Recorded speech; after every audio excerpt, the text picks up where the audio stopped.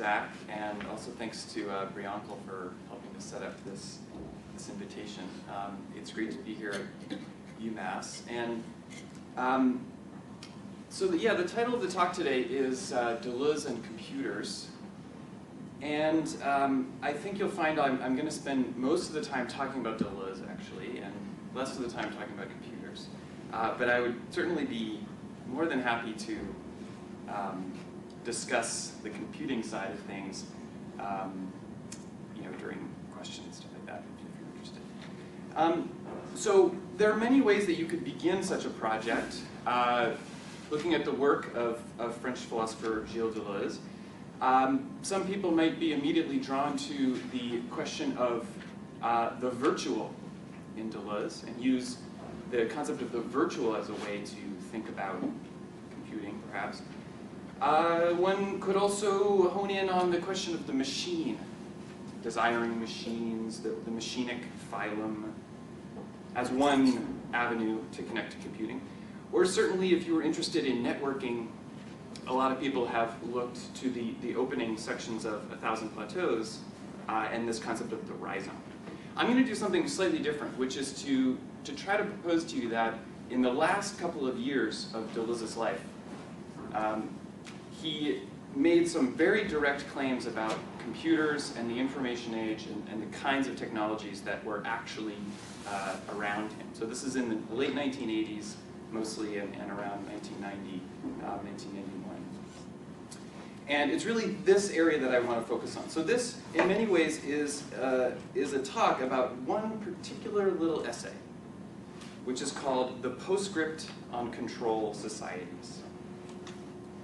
So I'll start with a kind of provocation, that it might be the case that Deleuze's most lasting legacy will consist of some 2,000 words from 1990. It's a strange little text, this Postscript on Control Societies. It bears not the same Deleuzean voice that is so familiar from his other writings, you might say. And of course, the cynics will grumble that it doesn't reach the same sort of level of sophistication of the great books of 1968 and 1969, or even the two large volumes in collaboration with Felix Guattari during the 1970s. A very different voice resonates here. It's a more directly political voice. And barring his collaborations with Guattari, I think that this is a political voice that you don't hear so much in Deleuze's work that he did on his own. Of course, Deleuze was also was always a very political thinker and remained politically committed throughout his whole life, but certainly the postscript is much different. So this is a quote. He said, "Today I can say that I feel completely Marxist."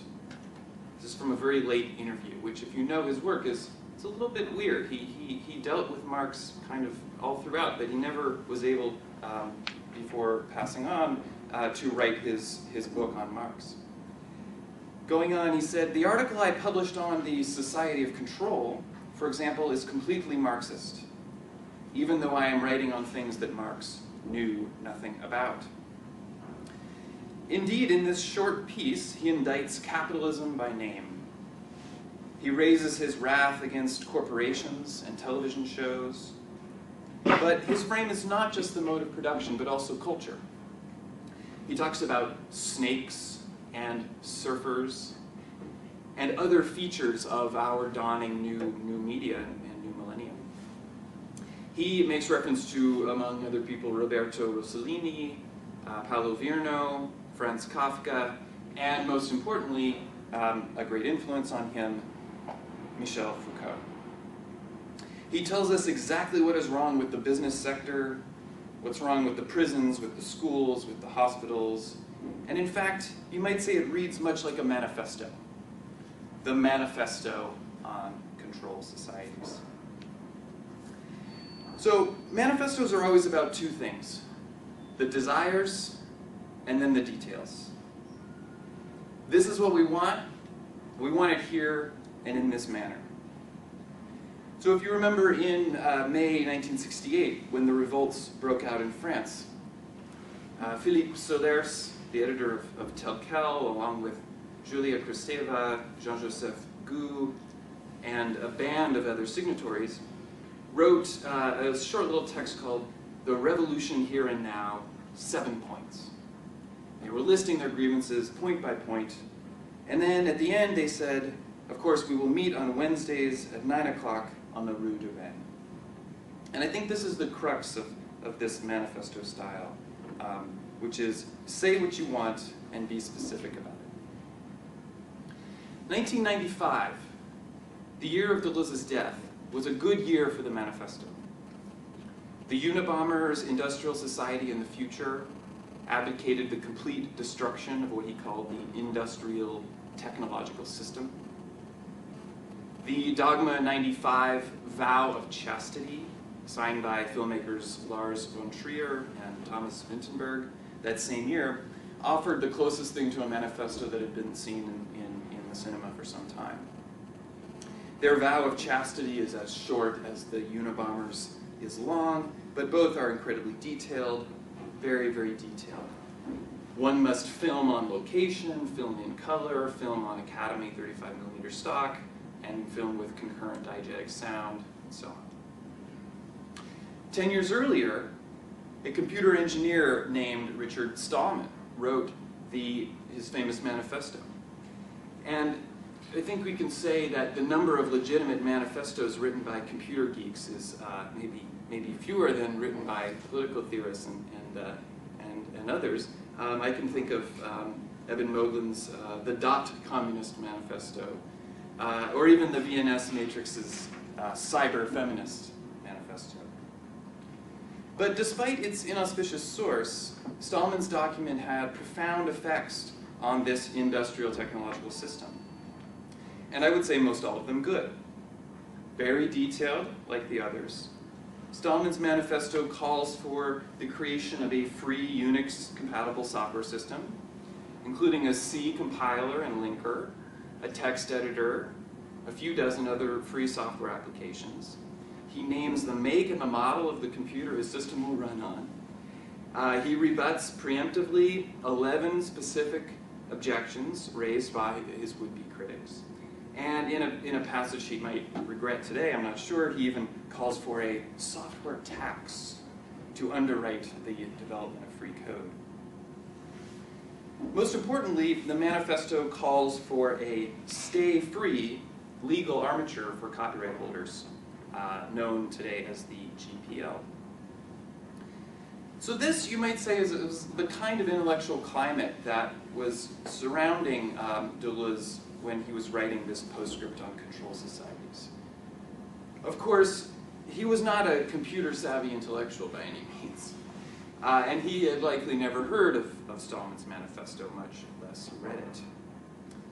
Nevertheless, scattered across his body of work, and particularly in this late period that I'm interested in, Deleuze has unwittingly made significant contributions to the contemporary discourse on computing, cybernetics, and networks. As I said, from the concepts of the rhizome and the virtual, to even his occasional interjections on the digital versus the analog, and then here with this notion of control society. I think through this there is a case to be made that Deleuze, while very rarely mentioning computers directly, has dramatically influenced today's discourse on new media. One of the most influential aspects of the postscript, in fact, particularly to my own thinking, is how it asserts so trenchantly that things are not getting any better. Computers are a curse, not a panacea. Planetary neoliberalism is a boondoggle, not some kind of deliverance. The snake is even worse than the mole. For critics working in the shadow of the dot-com boom, such offerings from Deleuze at that time furnished a very welcome dose of fuel that I think was needed to combat some of the more naive, utopian, kind of discourse It's sometimes called, put under the label of the California ideology. Now, Deleuze was always very good at drawing lines in the sand. And one of the things that makes Deleuze such a pleasure to read is his clear construal of the theater of enemies. And they are very excellent enemies. Not just information technologies and the life sciences. These were not simply what he's critical of, but Plato, Hegel, Descartes. These are the most elite of enemies, all of whom, for Deleuze, have committed the most egregious error. Each of these philosophical enemies has assented to the classical condition of philosophy. Each admits to an up-down distinction between idea and matter, between essence and instance, between being with a capital B and beings that actually exist, or entities. The postscript does not draw the line, you might say, so much in this kind of metaphysical language. Here, rather, the complaint is articulated in terms of more kind of cybernetic terminology, in terms of control, communication, what he calls the harshest confinement wrought by the new monster of information society. Deleuze credits his use of the term control to William Burroughs, but I think the true source of control here is no mystery to us. Follow the thread from 19th century thermodynamics and fluid dynamics, through statistical mathematics, through the nonlinear science of weather prediction and nonlinear systems in a more general sense, to terminate in the year 1948 with Norbert Wiener and the book Cybernetics, or Control and Communication in the Animal and the Machine. Then, stemming from Wiener and his brethren in the military-industrial research parks, follow the thread that leads through the rest of the 20th century by way of systems theory, theories of cellular automata, and even things like chaos theory. So perhaps we could call Deleuze's adversary by its most true name. The enemy here is cybernetics. To describe the postscript as a manifesto is to invoke the question of philosophical genre. An author may adopt different textual strategies to achieve different ends. Think about the uses of the interview, the seminar, the book, the essay. All of these philosophical genres demand different things from the philosopher, and also command different participation by the reader. Of course, the postscript is no user's manual on how to live. It is no call to action. It is no introduction to the non-fascist life, as Foucault said of the book Anti-Oedipus. Yet, I think we can discern here some of the most basic requirements of a manifesto. These being, as I said, an enumeration of grievances and some kind of a sermon on how to remedy them.